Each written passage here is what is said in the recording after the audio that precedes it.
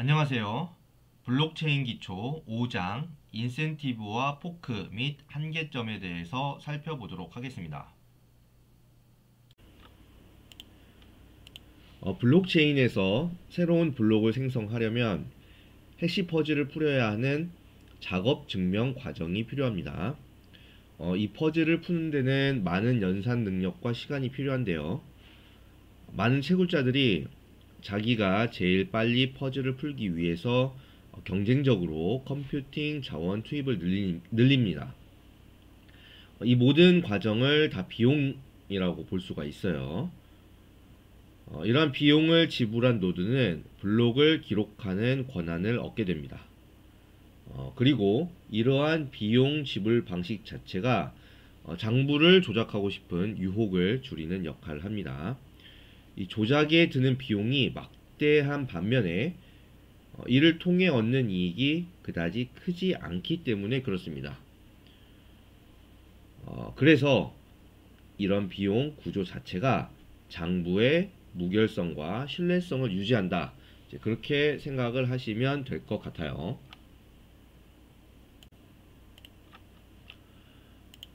무임승차자 문제가 있습니다. 영어로는 Free Rider Problem이라고 하는데요. 이 무임승차자 문제는 공공재나 공동자원 사용에서도 자주 발생하는 문제입니다. 혜택은 받지만 비용을 지불하지 않으려는 사람들에 대한 문제를 의미하는데요. 이 문제는 이 블록체인과 같은 분산 시스템에서도 중요한 과제입니다. 이 블록체인은 탈중앙화된 네트워크죠. 중앙 관리 주체 없이 여러 노드가 네트워크의 거래 내역을 검증하고 기록합니다. 하지만 실제로는 이 땅을 판다고 돈이 나오지 않듯이 이 비용을 기꺼이 지불해서 장부를 기록하려는 노드를 찾기 어려운 상황이 발생할 수 있습니다. 장부를 기록하는데 필요한 비용을 지불하지 않아도 장부를 열람할 수 있죠. 그렇기 때문에 개별 노드는 굳이 비용을 지불하지 않아도 된다라는 심리를 가지게 됩니다. 블록체인의 장점은 취하지만 손해는 보고 싶어 하지 않는 거죠. 당연히 누구라도 그럴 겁니다. 그런데 만약에 이러한 상황이 지속되게 되면 블록체인 네트워크 전체가 무임승차자로 가득 차게 될 수 있죠. 그리고 장부 기록이 이루어지지 않을 수가 있습니다. 결과적으로는 블록체인의 기능이 마비될 수가 있는 거죠.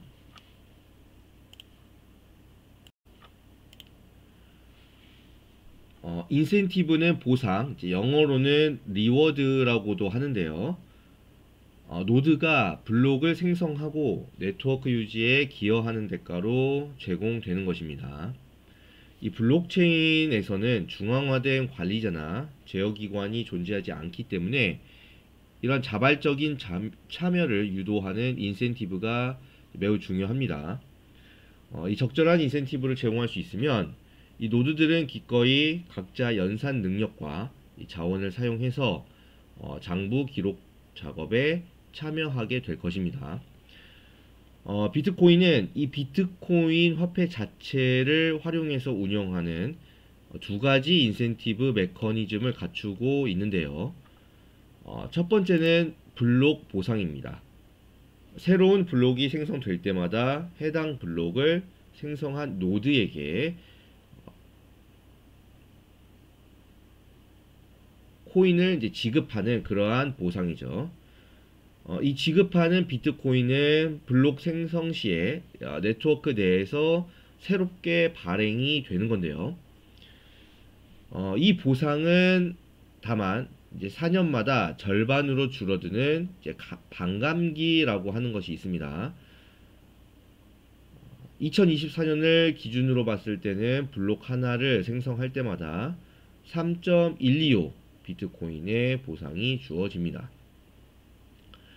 두 번째는 트랜잭션 수수료인데요. 블록 보상 외에도 이 블록에 포함된 각 트랜잭션에는 소정의 수수료가 부과됩니다. 이 수수료는 트랜잭션을 생성한 사용자가 설정을 하죠. 그리고 이 노드는 더 높은 수수료를 지급하는 트랜잭션을 우선적으로 처리하려는 경향이 있습니다. 이 수수료는 블록 보상이 반감기에 의해서 점차 줄어들면서 수수료가 더 중요한 수익원이 될 거라고 보는데요. 약 2140년경에는 블록 보상이 0에 가까워지는데 이제 그때는 이 비트코인 네트워크의 유일한 인센티브가 이 트랜잭션 수수료가 될 겁니다. 그렇기 때문에 이 트랜잭션 수수료는 장기적으로는 이 비트코인 네트워크 유지에 중요한 역할을 할 것이다 라고 우리가 예상을 할 수가 있겠죠.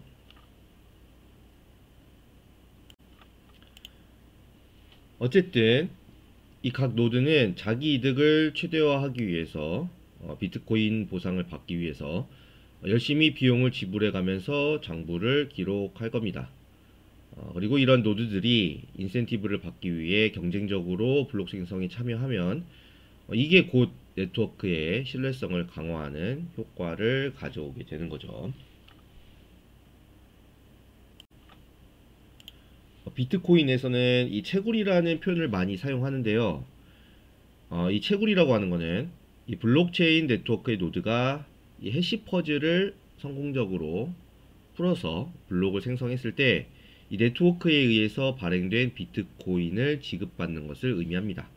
이게 마치 금광에서 금을 찾아내는 작업과 비슷하다고 보는 거죠. 그래서 채굴이라고 하는 용어가 붙었습니다. 이 블록을 생성하려면 이 목표 해시 값을 만족하는 해시를 계산해야 되는데요. 이 목표를 충족하기 위해서 이 채굴자는 블록 헤더에 있는 그 논스 값 있죠. 논스 값을 변경하면서 계속해서 새로운 해시를 계산을 합니다. 이제 목표 해시 값보다 작아야 한다는 조건을 이제 만족하는 해시 값을 얻을 수가 있죠. 이제 그러면 그 시점에 퍼즐을 이제 풀었다라고 간주를 하는 거고요. 이거를 채굴에 성공했다라고 표현하는 겁니다. 채굴에 성공을 해서 이 목표 해시 값을 만족하는 블록을 생성하면 그 블록을 생성한 노드는 해당 블록을 네트워크에 전파를 합니다.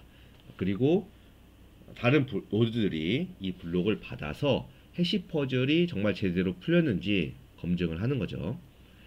블록이 유효하다라고 하는 것을 확인하면 각 노드는 자신의 블록체인에 이 새로운 블록을 추가합니다. 이러한 과정을 통해서 분산 원장이 올바르게 업데이트가 되는 거고요. 그리고 블록체인 네트워크의 신뢰성을 올릴 수가 있는 겁니다.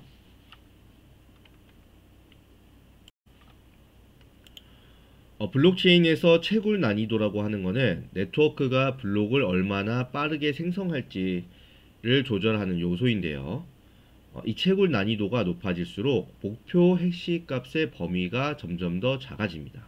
이거는 해시 퍼즐을 풀기 위해서 더 많은 연산 능력과 시간이 필요하다는 것을 뜻하는 거죠. 비유하면 해시 퍼즐을 푸는 거는 이 번호가 적힌 공을 바구니에 넣고 무작위로 꺼내는 상황과 비슷합니다. 예를 들어서 1번부터 100번까지 번호가 적힌 공이 담긴 바구니가 있는 거예요. 이 바구니에서 우리가 공을 꺼낸다고 생각하는 겁니다. 랜덤하게 꺼내는데 우리가 만약 50보다 작은 번호가 있는 공을 꺼내겠다라는 목표가 있었다면 그 목표를 이루게 되는 확률은 어떻게 되는 거죠? 2분의 1이 되겠죠. 전체 번호가 1번부터 100번까지인데 50번보다 작은 번호니까 2분의 1 정도의 확률로 그 목표를 이루게 될 겁니다. 그런데 만약 목표 번호가 50번이 아니고요. 25번이라고 한다면 어떻습니까? 25번보다 작은 번호의 공을 찾아야 된다라고 한다면 확률이 어떻게 되는 거죠? 확률은 2분의 1에서 4분의 1로 줄어들게 될 겁니다. 즉, 이 목표 번호가 낮아질수록 목표를 만족하는 공을 찾기 위해서 그 확률이 낮아지고 그 확률 안에서 더 많은 꺼내기 시도 횟수와 이제 시간이 필요하게 되는 거죠. 이거는 이 마치 블록체인에서 목표 해시값 범위가 줄어들면 퍼즐을 풀기가 더 어려워지고 시간이 더욱더 오래 걸리는 그런 상황과 유사하다고 볼 수가 있겠습니다. 비트코인 네트워크에서는 해시 함수로서 SHA-256 함수를 사용합니다. 채굴 난이도가 높아진다는 것은 이제 목표 해시 값이 낮아진다는 것과 똑같다고 말씀을 드렸는데요. 이거는 다른 말로 표현을 하면 이 목표 해시 값이라고 하는 게 256비트, 32바이트로 표현이 되는데 이 목표 해시 값을 2진수나 혹은 16진수로 표현했을 때 해시 값의 맨 앞에 연속된 0의 개수가 점점 많아지는 거다라고 보시면 되는 겁니다. 0이 점점 많아지면 목표 해시 값이 그 크기가 점점 작아지는 거죠. 범위가 점점 좁아지는 겁니다. 요 슬라이드 표를 보시면 이 실제로 시간이 지남에 따라서 이 비트코인 네트워크에서 생성되는 이 블록들의 블록 해시 값이 0의 개수가 점점 많아지는 것을 볼 수가 있어요. 2015년에 35만 번째 블록이 생성이 됐는데 이때 이 블록은 0의 개수가 몇 개입니까? 요거 세보시면 알 수 있을 텐데 16개의 0이 들어가 있습니다. 2019년에는 이 0의 개수가 55만 번째 블록인데 0의 개수가 19개, 18개가 됐죠. 18개가 됐습니다. 그리고 2024년도에는 85만 번째 블록이 생성이 됐는데 이때는 이제 0의 개수가 19개로 늘어났죠. 여기에 있는 값들은 지금 16진수로 표현이 됐습니다. 그러니까 0이 하나씩 늘어난다는 얘기는 실질적인 값은 16분의 1로 줄어드는 거다라고 생각하시면 되는 거죠. 즉 2015년에는 이 0의 개수가 16개가 있었고 2024년도에는 이제 0의 개수가 19개가 있었는데 그러면은 이제 0이 총 3개가 늘어난 거죠. 16의 3승이 되는 겁니다. 계산해 보면 대략 4,000 정도가 되는데요. 한마디로 말해서 2015년과 비교를 했을 때 2024년은 약 4,000분의 1 정도의 크기만큼 목표 해시 값이 줄었다라고 생각을 하시면 되는 거죠.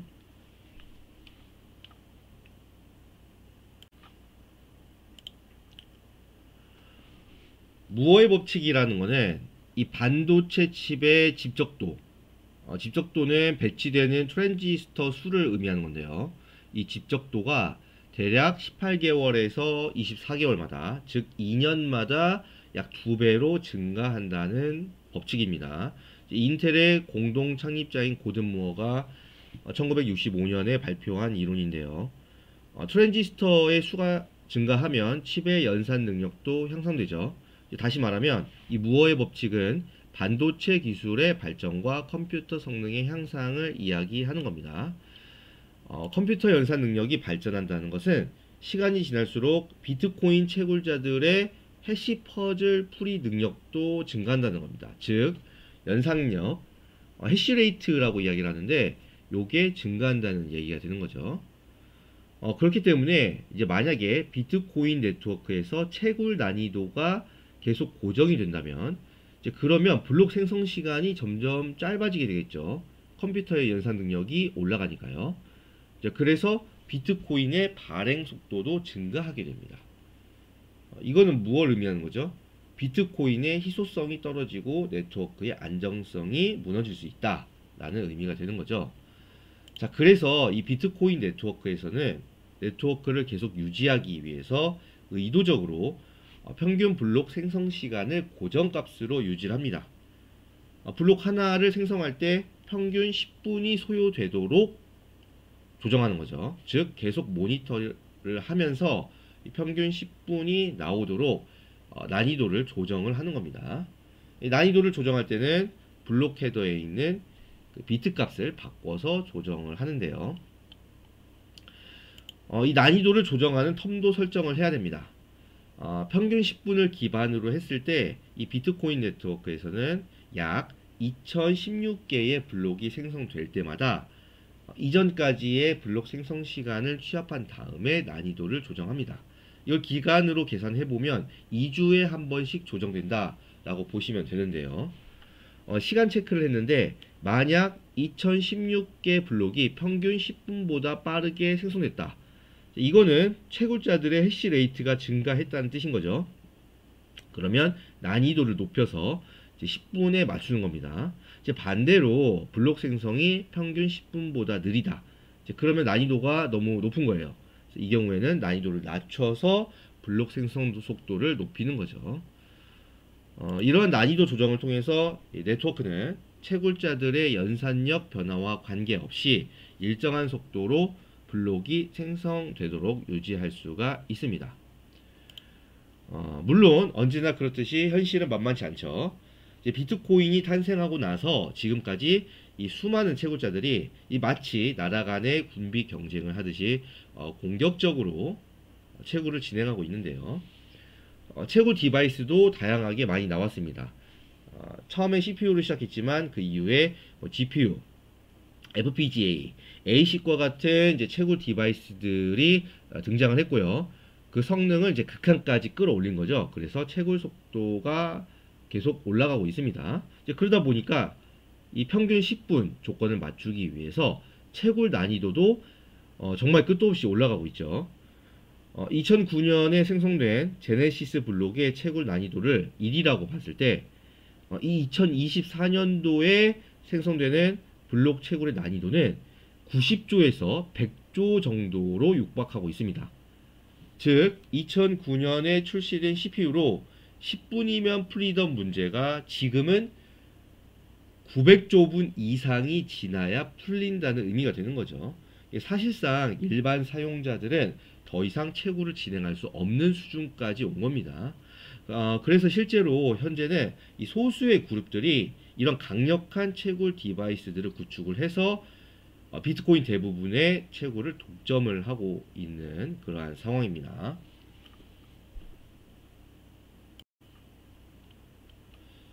우리가 중요한 개념 하나를 지나쳤는데요.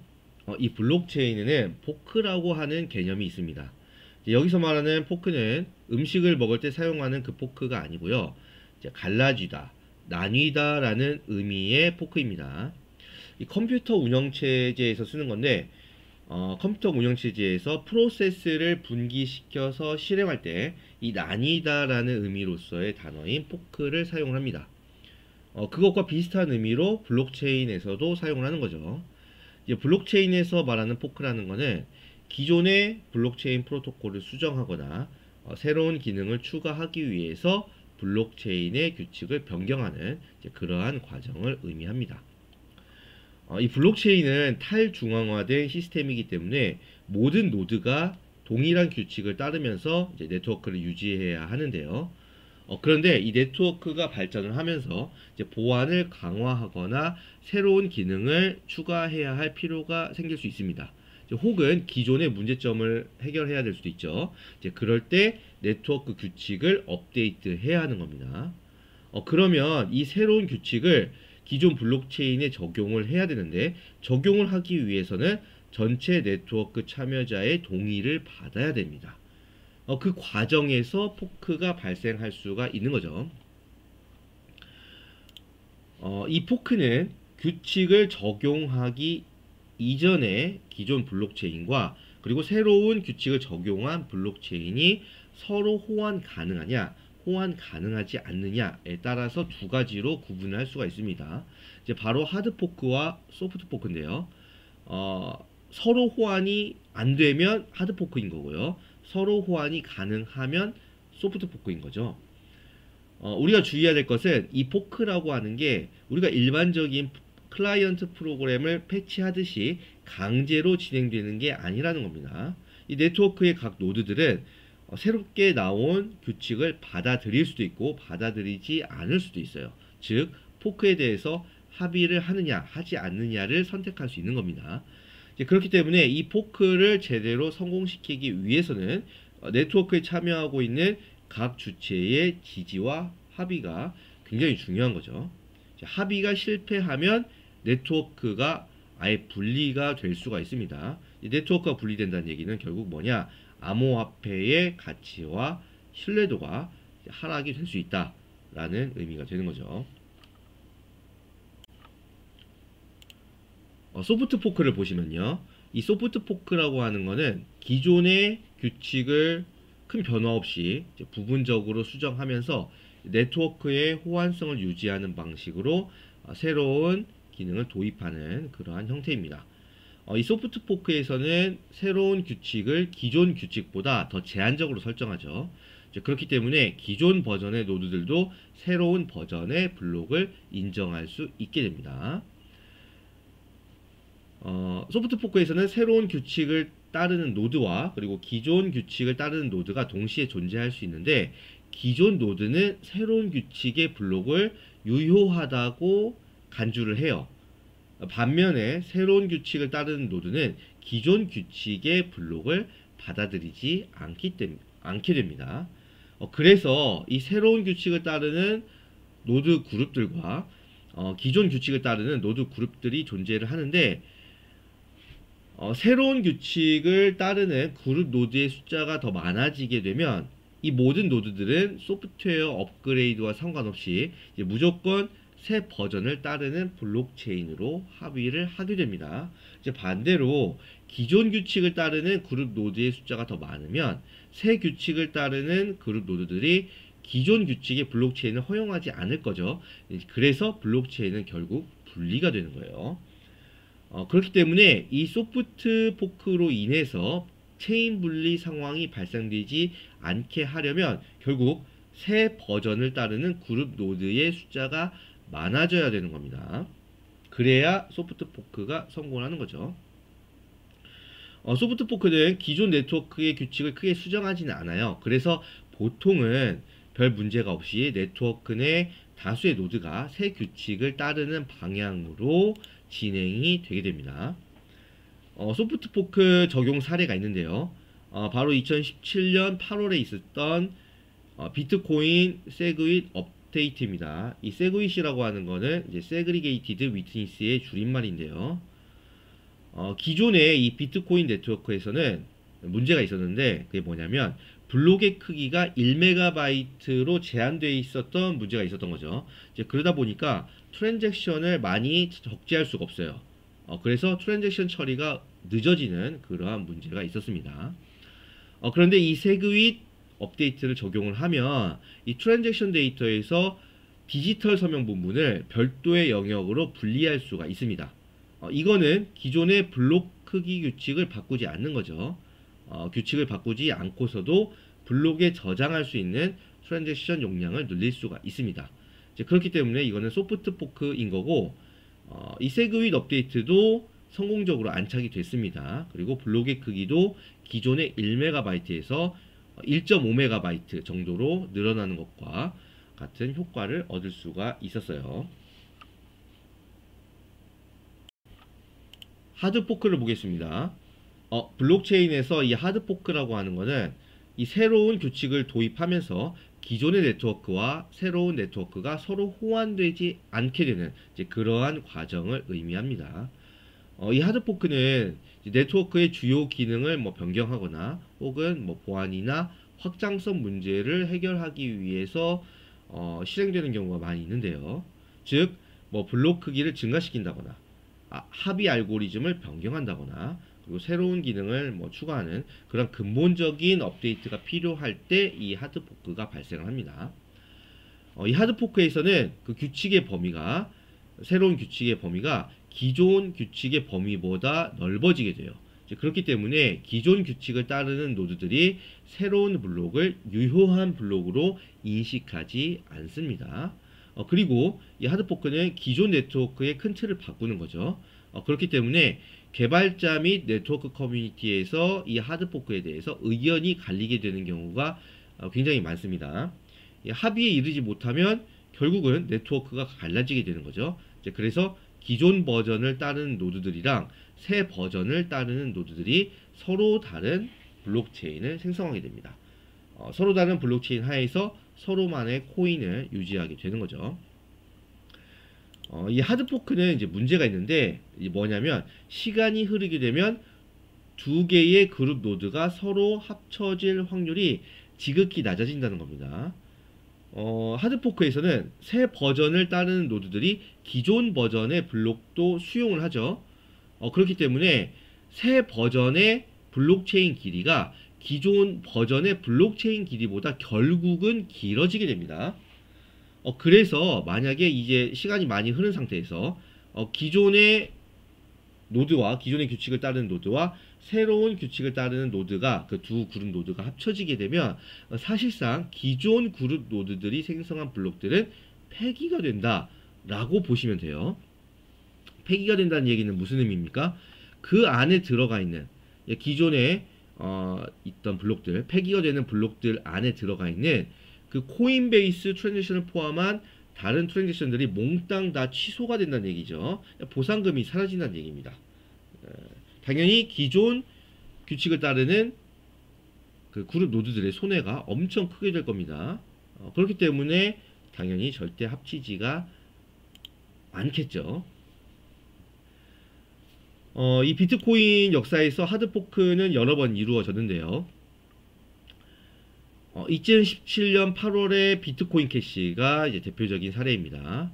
이제 2017년에 무슨 일이 있었냐면 이 비트코인 커뮤니티 내에서 블록 크기 제한에 대한 논쟁이 발생을 했었습니다. 일부 참여자가 주장을 하기를 블록 크기를 증가시켜서 트랜잭션 처리 속도를 높여야 한다고 이야기를 했고요. 이에 대해서 이제 뭐 동의한 참여자도 있고 동의하지 않은 참여자도 있었습니다. 근데 어쨌든 결국 합의는 이루어지지 않았어요. 그리고 하드포크가 발생을 해서 이 비트코인 캐시라고 하는 새로운 체인이 생기게 되었습니다.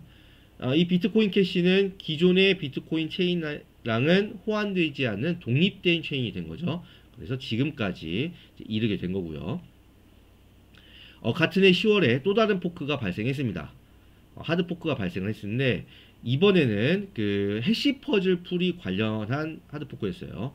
해시 함수를 바꾸자는 주장이었는데 기존의 SH256 함수에서 EQ 해시라고 하는 함수로 바꾸자라는 거였습니다. 이게 뭐였냐면 2017년 이 당시에 막 인기를 끌기 시작했던 채굴기가 있었습니다. 그게 바로 A식이라고 하는 채굴기인데 이 A식이라고 하는 채굴기가 기존에 사용하던 GPU 채굴기보다 채굴 성능이 너무나 좋았던 거예요. 이게 그 채굴자들이 보기에는 별로 좋지 않은 상황이었던 거죠.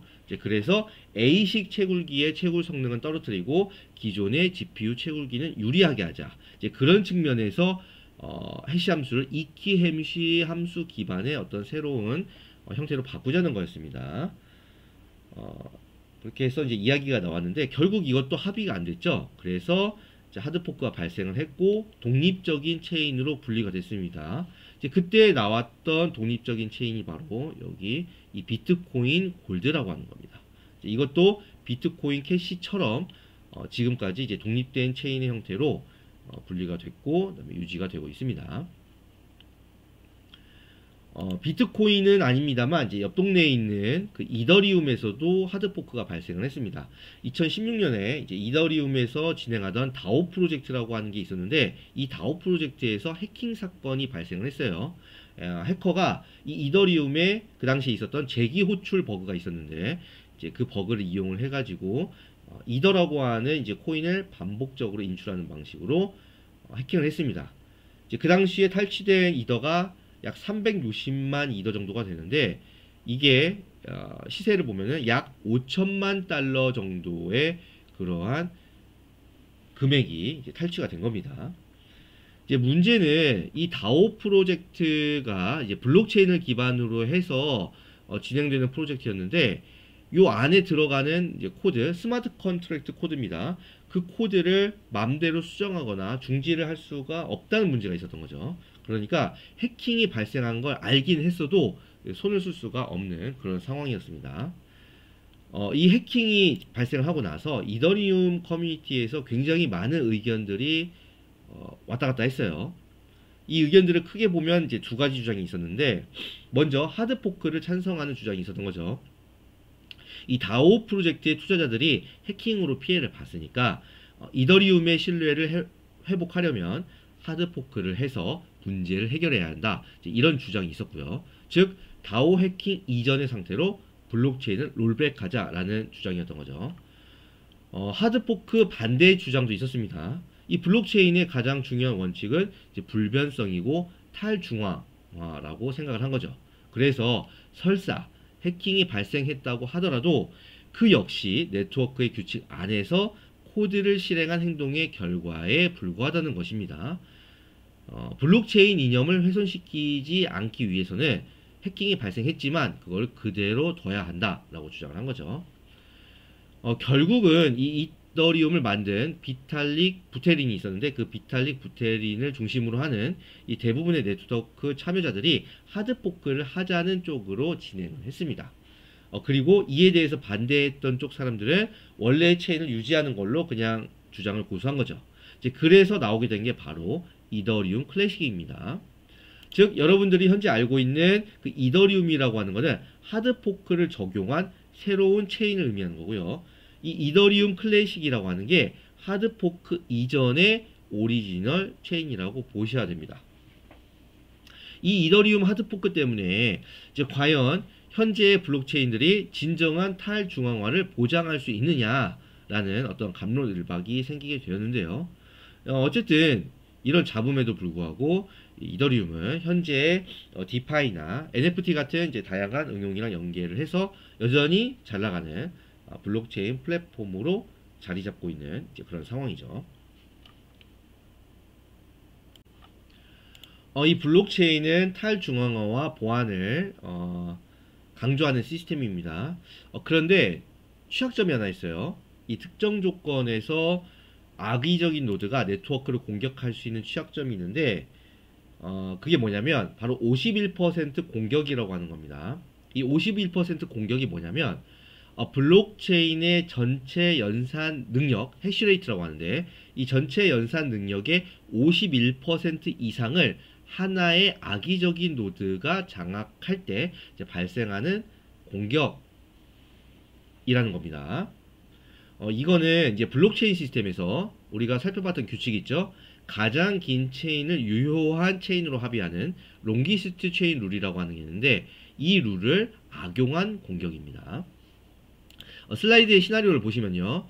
먼저 정상적인 블록체인이 블락 501번, 502번, 503번 순서로 이어지고 있죠.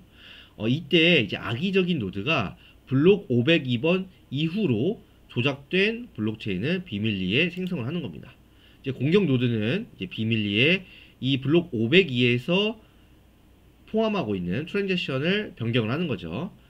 예를 들어서 트랜잭션 A에서 B로 송금하는 5비트코인을 송금하는 트랜잭션이 있는데 요거를 변경을 합니다. A에서 B로 1비트코인을 송금하도록 변경을 하는 거죠. 자, 그리고 나서 그 이후 502번 이후에 나머지 블록들도 빠르게 자체적으로 생성을 하는 거예요. 공격 노드의 연산 능력이 51이고 그 네트워크 내에 다른 모드들의 연산 능력이 49가 되면 그럼 어떤 결과가 나오게 되겠습니까? 시간이 많이 흐르면 결국 기존에 있었던 정상 블록체인이 아무리 길다고 하더라도 결국은 이 공격 노드가 만드는 새로 만든 이 블록체인의 길이가 더 길어질 수밖에 없게 되는 겁니다. 결과적으로 공격 노드의 블록체인이 그 네트워크 안에 존재하는 가장 긴 체인이 되겠죠. 그러면 어떻게 되겠어요? 롱기스트 체인 룰에 의해서 이 조작된 블록체인이 네트워크의 유효한 체인으로 합의가 되는 겁니다. 이제 그러면 기존의 정상 블록체인은 폐기가 될 수밖에 없겠죠. 공격 노드는 이중 지불 공격을 할 수가 있게 되는 겁니다. 그런데 이 51% 공격은 기술적으로는 가능한데 실제로는 잘 일어나지 않습니다. 51% 공격을 실행한다는 얘기는 결국 네트워크의 절반 이상의 해시파워 연산 능력을 이제 통제할 수 있어야 한다는 얘기인데요. 그런데 이 비트코인 정도 되는 대규모 블록체인에서는 이 연산 능력, 필요한 연산 능력의 규모가 어마어마하게 커진다는 게 문제죠. 예를 들어서 이 슬라이드에 있는 크립토 51 사이트의 데이터를 보면요. 이 비트코인 네트워크의 총 해시레이트는 약 73만 8,900 페타해시 정도가 됩니다. 이거는 뭐냐면 이 정도 규모에서 약 1시간 정도 51% 공격을 하려면 150만 달러의 비용이 필요하다는 얘기가 되는 거죠. 한화로 치면 20억 이상의 비용입니다. 비용이 엄청나게 많이 들어가는데 이제 문제는 이처럼 엄청난 비용을 감수하고 공격을 실행한다고 해도 이 공격자가 얻을 수 있는 보상이 이보다 작을 가능성이 높다는 얘기죠. 즉 이중지불 공격을 이제 해야 되는 건데 뒤에서 보겠습니다만 이 블록이 블록체인에 추가되고 나서 진짜 그 거래가 완전히 확정되려면 컨펌이라고 하는 단계가 별도로 수행이 됩니다. 블록이 추가된 이후에 후속 블록이 5개 이상 들어와야 실제로 거래가 완료된 것으로 간주하는 건데요. 이 51% 공격으로 블록 하나를 조작하려면 6개의 블록이 수정이 되어야 된다는 뜻이니까 최소 1시간 이상의 공격이 필요하다는 얘기죠. 결과적으로는 이 비트코인과 같은 대형 블록체인은 이 51% 공격의 대상이 되기가 어렵다는 얘기입니다. 네트워크의 해시 파워가 크면 클수록 이제 공격자는 그만큼 더 많은 비용 상승이 되게 되고 그리고 그 비용 상승에 대해서 수익을 얻기는 어려워지기 때문에 그래서 공격 대상이 되지가 않게 되는 거죠. 다른 점도 생각을 해볼 수가 있는데요. 이제 만약에 단일 노드가 아니라 여러 노드가 합쳐진 대규모 마이닝 풀이 있는 겁니다. 이 마이닝 풀이 공격을 위해서 연합을 할 수가 있는데 이런 상황을 우리가 가정한다고 보면은 이 경우에는 마이닝 풀이 비교적 쉽게 51% 이상의 해시 파워를 독점을 할 수는 있습니다. 이제 그리고 공격할 수 있어요. 그런데 이제 마이닝 풀 같은 경우에는 이런 공격을 하지 않죠. 왜 그러겠습니까? 그런 공격을 하게 되면 결국 어떤 상황이 발생해요? 블록체인의 신뢰성이 손상이 가게 되는 거죠. 비트코인의 가치가 떨어지게 되는 겁니다. 그럼 어떻게 되겠습니까? 이미 채굴을 하기 위해서 이 마이닝 풀 그리고 그 마이닝 풀 안에 속해 있는 채굴자들은 돈을 많이 쓴 상황이에요. 이제 물린 상황인데 이 비트코인의 가치가 떨어지게 되면 마이닝 풀 입장에서는 전혀 좋을 게 없게 되는 거죠. 그러니까 자기가 스스로 이 비트코인 네트워크를 공격한다고 해서 그 얻는 수익에 비해서 역시 마찬가지로 감수해야 되는 손해가 엄청나게 이제 커지게 되는 겁니다. 공격을 할 필요가 전혀 없는 거죠. 그렇기 때문에 이 비트코인의 결국은 경제적 생태계가 일종의 자가 억제 메커니즘을 작동시켰다라고 볼 수도 있는 거예요. 즉 해시 파워가 큰 노드들은 이 이득을 위해서라도 스스로 악의적인 행동을 자제하게 되는 겁니다. 앞에서 비트코인 규모가 크고 해시 파워가 이제 높아서 51% 공격이 어렵다고 이야기를 했습니다. 이제 이거를 반대로 이야기를 하면 규모가 작은 블록체인 네트워크에서는 상대적으로 쉽게 51% 공격이 이루어질 수 있다는 말이기도 하는데요. 만들어진 지 얼마 안 되는 소규모 암호화폐 네트워크에서는 채굴자가 아직 적은 상황이죠. 이 경우에는 네트워크 해시 파워가 작기 때문에 비교적 적은 비용으로 전체 해시 파워의 51%를 확보할 수가 있습니다. 그러면 채굴 비용이나 혹은 네트워크 신뢰성 하락에 의한 페널티보다 공격을 통해 얻을 수 있는 이익이 큰 상황이 올 수 있다는 얘기가 되는 거죠.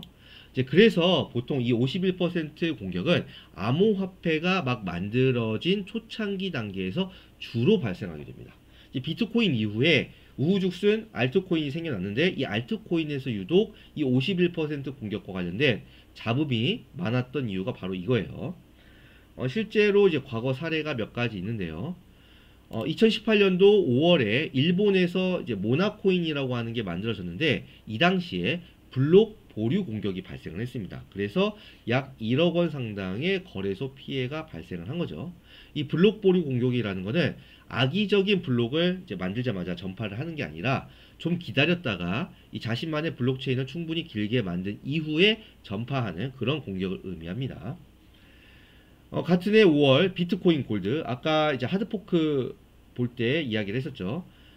이 비트코인 비트코인 골드 네트워크에서도 약 1,800만 달러 상당의 이 BTG 토큰이 이중 지불 공격으로 인해서 손실이 됐습니다. 이제 공격자가 자신의 트랜잭션을 무효화하고 토큰을 다시 사용하는 방식으로 이득을 취한 거죠. 2019년 1월에는 이더리움 클래식 네트워크에서도 역시 공격이 발생했어요. 그래서 해커가 이중 지불 공격을 통해 가지고 약 22만 ETC, 시세로 보면 110만 달러 정도의 그 자산을 탈취한 사건도 있었습니다. 이 51% 공격은 이제 근본적으로 막을 수 있는 방법은 사실상 존재하지 않아요. 블록체인에서 이제 이론적으로 발생하는 문제이기 때문에 이걸 이제 막을 수 있는 방법이 있지는 않고요. 현실적으로는 네트워크 규모가 이제 커져서 자연스럽게 51% 공격이 발생하지 않는 시점까지 이제 기다리는 게 가장 무난한 방법이다라고 볼 수가 있겠습니다. 51% 공격으로부터의 이 디펜스를 좀 탄탄히 하기 위해서 우리가 방안을 두 가지 정도 생각을 해볼 수가 있는데요. 첫 번째 방법은 네트워크의 컨펌 수를 이제 증가시키는 방식이고요. 이제 두 번째 방식은 하드포크 방식입니다. 승인이라고 하는 게 있는데요.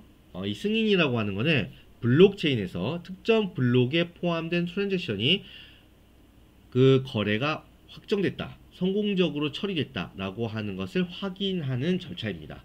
영어로는 confirm이라고 이야기를 합니다. 일반적으로 이 승인 횟수가 많으면 많을수록 해당 트랜잭션의 신뢰도가 높아진다고 이야기를 합니다. 이 블록이 생성이 성공이 되고 블록체인에 연결이 되면 이 해당 블록에 포함된 모든 트랜잭션들은 승인 1회 상태가 돼요. 그리고 나서 이후에 새로운 블록들이 이 블록 뒤에 추가될 때마다 해당 트랜잭션에 대한 승인 횟수가 일씩 증가를 하게 되는 겁니다. 이 비트코인 네트워크에서는 보통 6회의 승인이 이루어졌을 때 해당 트랜잭션이 완전히 확정된 것으로 간주를 하죠. 즉 블록이 6개가 만들어지게 되면 그러면 트랜잭션이 이제 확정됐다라고 이야기를 하는 겁니다. 비트코인 네트워크에서 한 블록이 생성되는데 걸리는 평균 시간이 10분이라고 이야기를 했었죠. 즉 1시간 동안 6개의 블록이 생성이 되고 나서야 해당 트랜잭션이 안전하다고 이제 판단을 하는 거죠. 이러한 6회 승인 규칙은 이 비트코인 네트워크에서의 51% 공격에 대비하기 위한 그런 기준이라고 보시면 되겠습니다. 이 51% 공격을 통해서 트랜잭션을 뒤집으려면 최소한 연속적으로 6개 이상의 블록을 재구성해야 되는 거죠. 그렇기 때문에 현실적으로 이중 지불 공격이 어려워지게 되는 겁니다. 실제로 이 비트코인 거래소들도 트랜잭션에 대한 출금을 수행할 때 충분한 승인 횟수가 지난 이후에 진행을 하는 것이 보편적입니다. 비트코인 거래소라고 하는 것을 언급을 좀 했는데요. 우리가 주의해야 할 점이 있습니다. 이 블록체인 네트워크와 비트코인 거래소는 서로 완전히 다른 영역에 있는 개념이라는 겁니다. 비트코인 거래소는 블록체인 네트워크와는 전혀 상관없는 주체예요. 이 블록체인은 이론적으로 그리고 구조적으로 높은 신뢰성을 가집니다. 그런데 이 비트코인 거래소는 신뢰성에 있어서 여러 가지 문제점을 가지고 있어요. 우선 이 블록체인 네트워크는 탈중앙화된 시스템으로서 분산된 장부 운영을 통해 신뢰성과 무결성을 보장을 합니다. 그런데 비트코인 거래소는 그렇지 않아요. 비트코인 거래소는 사용자가 계정만 만들어서 가입을 하면 쉽게 비트코인에 접근하고 거래할 수 있는 수단을 제공합니다.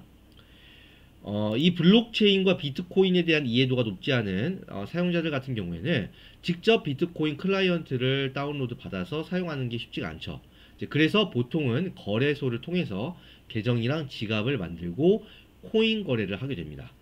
그런데 사실 이렇게 되면 앞에서 우리가 쭉 살펴봤던 이 블록체인 네트워크가 가지고 있는 익명성과 신뢰성이 있죠. 이러한 특징들이 전혀 동작을 하지 않는다라고 보시면 되겠습니다. 사용자들의 신상 정보 어떻습니까? 계정을 만들려면 어떻게 해야 돼요? 비트코인 거래소에게 제공을 해야 되는 겁니다. 거래의 신뢰성 어떻습니까? 비트코인 거래소 운영자나 직원이 한번 장난을 치거나 혹은 전문 해커가 들어와서 공격을 하면 끝이에요. 이 거래소를 이용하지 않고 비트코인 클라이언트를 다운로드해서 직접 블록체인 지갑을 만들고 이제 사용하는 사람들을 우리가 보통 콜드 월렛 사용자라고 이야기를 합니다. 이 콜드 월렛이라고 하는 것은 인터넷에 연결되지 않은 그런 비트코인 지갑이라는 뜻인데요. 이것이 이제 비트코인 시스템이 원래 만들어진 의도대로 사용하는 방식이라고 볼 수가 있습니다. 이 비트코인 거래소는 탈중앙화된 시스템이 아니에요. 완전히 중앙화된 방식으로 운영이 됩니다. 중앙화된 서버와 시스템을 통해서 사용자들의 계정과 잔고를 운영하는 거죠. 그러니까 사용자는 비트코인 네트워크가 아니라 거래소 운영자를 신뢰하고 자산을 맡겨야 되는 그러한 상황입니다. 블록체인 자체는 해킹이나 사기 등의 문제가 없어요. 그렇지만 이 거래소는 뭐 해킹, 사기, 파산 이런 위험들이 전부 존재합니다. 그렇기 때문에 기존의 은행과 사실상 다를 바가 없습니다. 차라리 은행은 이 정부에서 강제하는 법적인 안전장치라도 많이 걸려있죠. 그렇기 때문에 이제 어떤 의미에서는 이 거래소가 은행보다 못하다고 봐야 되는 겁니다. 여러분들이 뉴스나 신문을 보시면 이런 기사를 접할 수가 있죠. 뭐 비트코인 지갑을 해킹당했다, 코인을 탈취당했다, 이런 기사를 접하실 수가 있는데 이거는 100이면 100 비트코인 네트워크가 아니라 거래소에서 발생한 문제입니다. 비트코인은 시스템 구조상 해킹을 당하는 게 거의 불가능해요. 코인을 탈취할 수도 없습니다. 이 분산정보 정보를 전 세계에 있는 모든 노드가 다 공유하고 있기 때문에 이걸 중간에 뭔가 장난질을 할 수가 없습니다. 이 지갑에 대한 개인키 정보를 모르면 이제 죽었다 깨나도 부당하게 코인을 가져갈 수가 없죠. 51% 공격이 되지 않는 이상은 이 비트코인 시스템은 신뢰해도 되는 시스템입니다. 비트코인 거래소는 그렇지 않죠. 이 거래소의 신뢰성 문제는 결국 거래소의 모럴 해저드에 대한 내용 아니면 해킹 문제와 연결됩니다. 모럴 해저드라고 하는 것은 거래소가 사용자 자산을 관리하는 과정에서 충분한 보안 조치를 하지 않거나 운영 투명성을 확보하지 않은 거죠. 그래서 사용자 자산을 위험에 빠뜨릴 수 있는 그러한 상황을 말하는 겁니다. 거래소가 이익을 우선시하는 경우에 발생할 수 있죠. 그리고 해킹은 거래소가 자주 직면하는 문제인데요. 중앙화된 거래소는 이 다량의 비트코인을 보유하고 있습니다. 그래서 해커들의 주요 표적이 될 수가 있죠. 해커들이 이제 공격을 막 던지게 되는데 이 막 던진 공격 중에 하나라도 성공을 하면 그야말로 막대한 자산 손실이 발생할 수가 있는 겁니다. 실제로 이 거래소 해킹에 대한 발생 사례가 많이 있어요. 먼저 마운틴 곡스 해킹 사례인데요. 요거는 2014년 2월에 발생한 건데 당시에 세계 최대의 비트코인 거래소가 바로 이 마운틴 곡스였습니다. 이 마운틴 곡스에서 해킹이 발생을 했는데 그 당시에 약 85만 개의 비트코인이 탈취당했어요. 비용으로 치면 4억 5천만 달러, 무시무시하죠. 이 정도의 자산을 피해받은 그러한 사건입니다. 그래서 이 마운틴 곡스가 어떻게 됐어요? 결국은 파산을 했죠. 파산을 하고 나서 이 해킹당한 코인 중에 일부가 나중에 복구가 되긴 했습니다. 그런데 이제 웃긴 거는 복구한 시점에 코인 시세가 많이 올랐죠. 그래서 이 피해를 당한 피해자들에게 이제 보상을 해주긴 했습니다. 이게 이제 비트코인 거래소의 신뢰성 문제를 처음으로 크게 부각시킨 사건이라고 볼 수가 있고요. 2019년 4월 국내죠. 빗썸 거래소의 해킹 사건도 있었습니다. 이제 해킹 공격을 받아서 EOS와 리플코인을 포함한 약 220억 원 상당의 암호화폐가 유출이 되었습니다. 이제 국내 암호화폐 거래소도 보안 문제가 있다. 이거를 조명하게 된 사건이었고요. 같은 해 같은 달에 이제 캐나다에 있던 암호화폐 거래소인 쿼드리가 CX의 파산 사건도 있었습니다. 이제 이거는 해킹 사건은 아니고요. 조금 특이한 사건인데 이 쿼드리가 CX를 설립한 창업자가 있습니다. 제럴드 코텐이라고 하는 사람인데 이 사람은 자신의 거래소가 소유한 콜드 월렛의 개인키 정보를 혼자 가지고 있었어요. 이제 그러다가 어떻게 됐냐면 갑작스럽게 사망을 해버린 거죠. 이제 문제는 뭐냐면 이 제럴드 코텐이 개인키 정보를 본인만 알고 있는 곳에 보관을 했다는 겁니다. 그러니까 사망 이후에 이 개인키가 어디에 있는지를 찾지를 못했어요.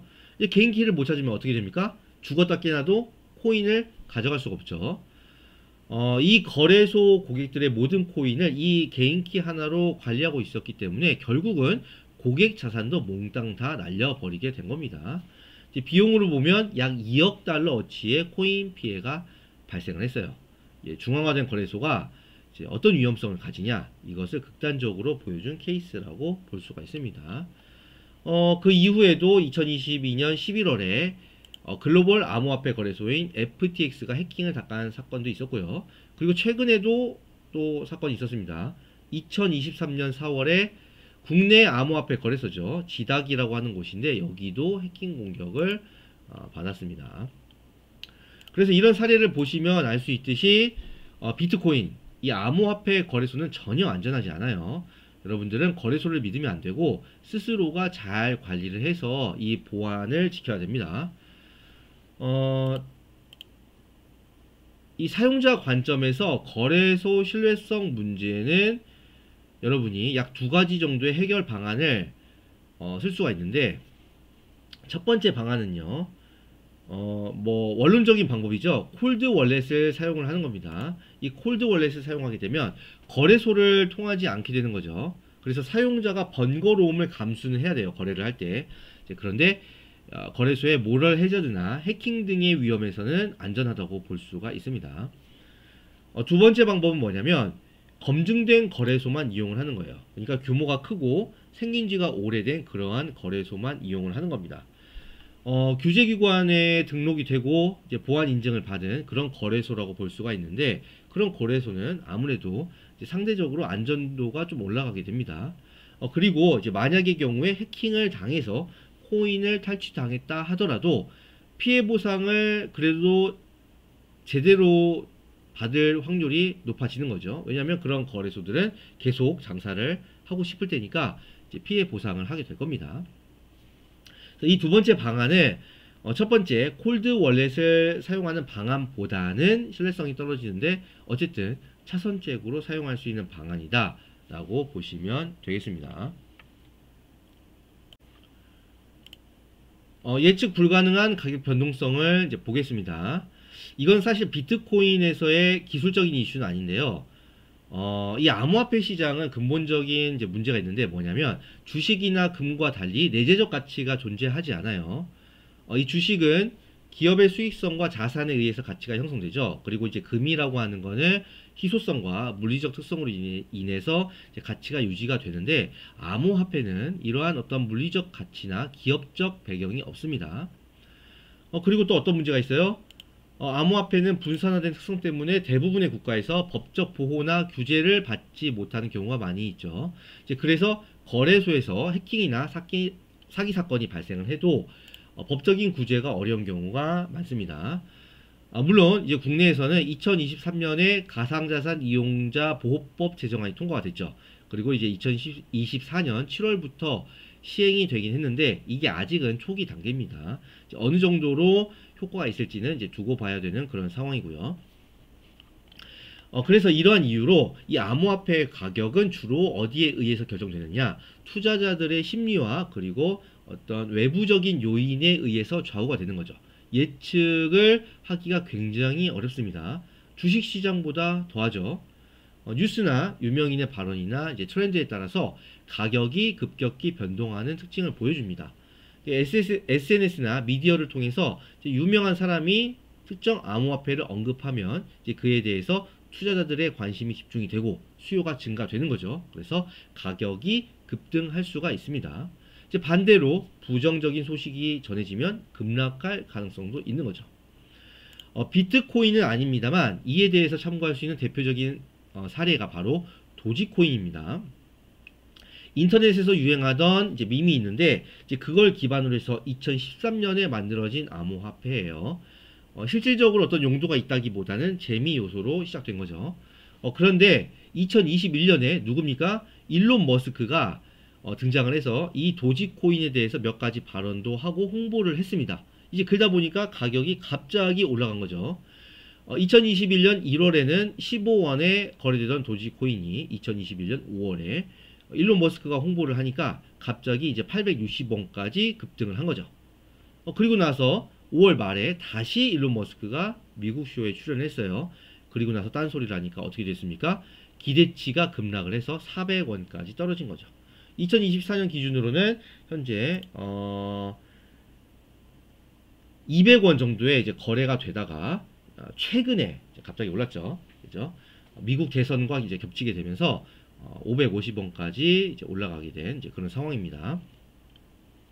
그래서 이처럼 암호화폐는 실질적인 가치에 기반을 하지 않아요. 가격을 예측하기가 굉장히 어렵습니다. 이런 높은 가격 변동성에 의해서 수익 가능성이 높다는 장점이 있지만 그만큼 리스크도 큰 거죠. 우리가 생각을 해볼 때 화폐라는 게 안정적인 가치를 가져야 됩니다. 그런 거를 이제 고려를 해보면 본래 비트코인이 화폐로서의 역할을 하기 위해서 개발이 된 건데 실제로 화폐로서 사용하기가 어렵다는 거죠. 그래서 이 문제가 생각보다 좀 큰 문제다라는 것을 우리가 생각해 볼 수가 있겠습니다. 마지막 문제는 이제 비효율적인 프로토콜 문제인데요. 이 블록체인 프로토콜은 효율성을 지향하지 않고 안정성을 우선으로 택했기 때문에 이제 다양한 문제점이 발생을 합니다. 이 비트코인 네트워크의 작업 증명 방식은 안정성 측면에서는 뛰어나죠.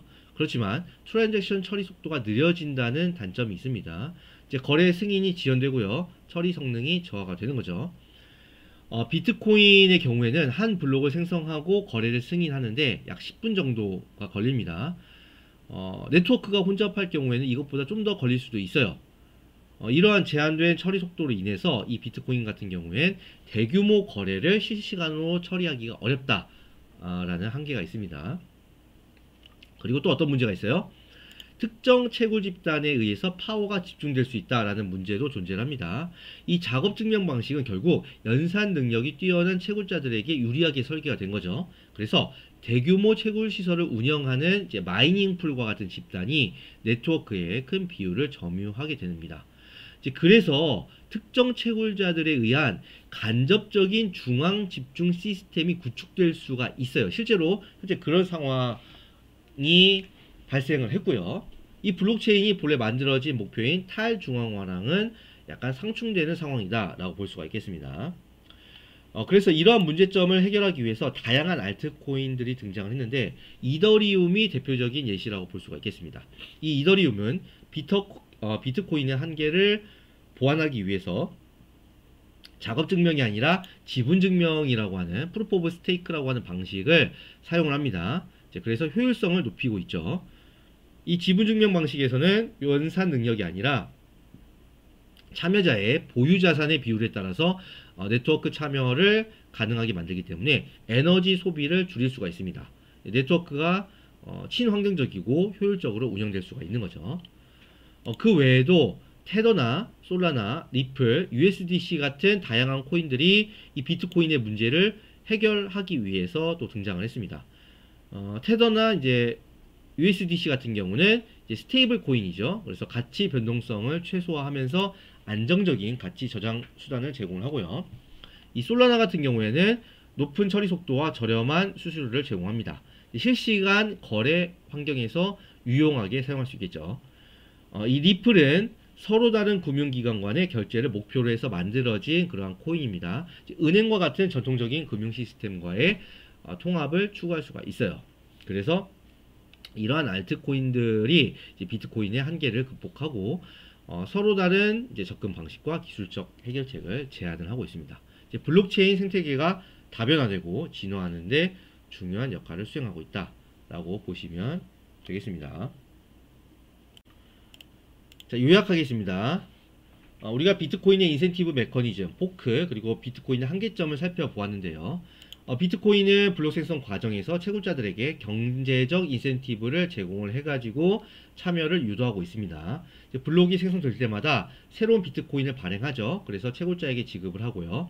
그리고 추가로 각 거래에 대한 수수료를 보상으로 제공합니다. 이러한 메커니즘으로 네트워크가 지속적으로 안전하게 운영될 수가 있는 거죠.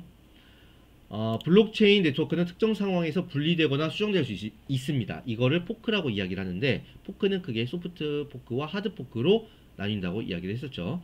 이제 소프트 포크는 기존 블록체인과의 호환성을 유지하면서 일부 기능을 수정하거나 개선하는 방식이고요. 이 하드 포크는 기존 네트워크와의 호환성이 없는 근본적인 변화를 의미한다고 이야기를 했습니다. 하드 포크가 발생하면 일반적으로 새로운 블록체인이 기존 블록체인으로부터 완전히 분리가 되게 됩니다. 비트코인의 한계점도 살펴봤죠. 비트코인은 탈중화되어 있긴 합니다만 특정 최고 집단이 전체 해시파워의 51% 이상을 점유하게 되면 그 집단이 네트워크를 장악할 수 있는 위험이 있습니다. 비트코인 거래소 문제도 있었죠. 비트코인 거래소는 중앙화된 기관이기 때문에 해킹이나 혹은 어떤 사기로 인해서 사용자의 자산이 위험에 처하게 될 그런 리스크가 존재하고요. 또한 비트코인은 가격 변동성이 매우 큽니다. 투기성 자산으로서의 성격이 강하기 때문에 실물 경제에서 화폐로 사용하기 어렵다는 문제점을 가지고 있습니다. 그리고 비효율적인 프로토콜 문제가 있죠. 비트코인은 작업 증명 방식으로 인해서 처리 성능이 낮고 거래 속도가 느리다는 한계를 가지고 있습니다. 이제 이러한 문제점을 해결하고자 이더리움과 같은 다른 블록체인 네트워크가 등장을 했죠. 알트코인들이 등장을 해서 기존의 비트코인의 비효율성을 극복하기 위한 다양한 시도를 수행하고 있습니다. 여러분 내용 봐주셔서 감사하고요. 수고하셨습니다.